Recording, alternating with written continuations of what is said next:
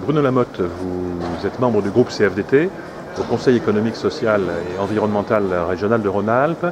Vous avez exprimé la position de votre syndicat par rapport au choix de la région en matière de spécialisation économique, en matière d'innovation. Quelles sont les limites de ces choix de la région Rhône-Alpes ? Eh bien aujourd'hui on attend beaucoup de la stratégie régionale de l'innovation puisqu'on se situe dans une crise de l'emploi qui s'approfondit depuis 2009 avec des taux de chômage qui sont extrêmement préoccupants pour l'ensemble de la région et notamment dans les anciens secteurs industriels de la région Rhône-Alpes.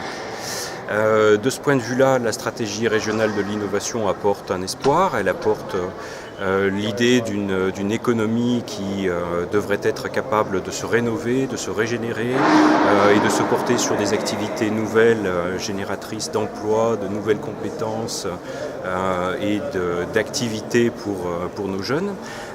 Et on est un petit peu déçu vis-à-vis de cette stratégie régionale de l'innovation de constater la difficulté qu'elle a à emporter l'adhésion des Rhône-Alpins.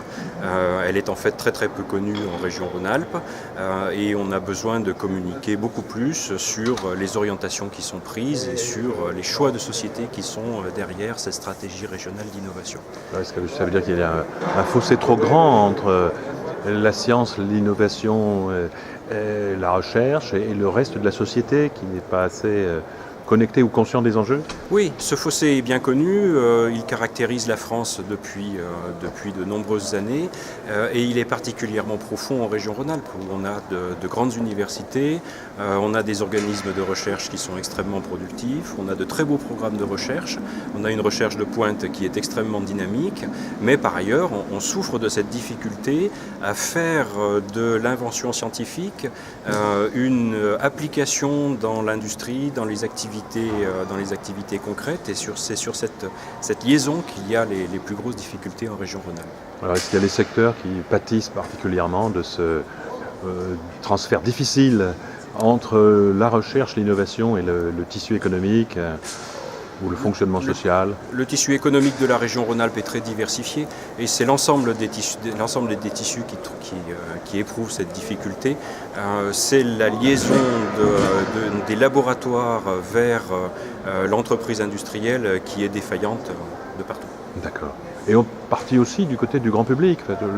L'habitant de base se sent un peu éloigné de ces secteurs un peu locomotives. L'habitant de base est très peu impliqué dans les choix qui sont faits en matière d'innovation. Il est souvent très peu conscient des enjeux de ces décisions. Et plus encore, les salariés eux-mêmes sont assez peu impliqués dans les décisions qui sont prises et dans les orientations qui sont choisies par les grandes entreprises, par les laboratoires. Et ils sont souvent relativement à l'écart du processus d'innovation.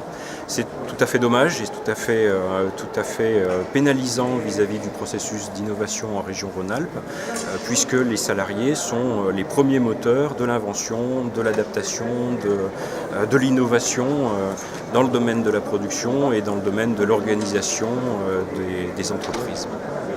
Très bien, je vous remercie.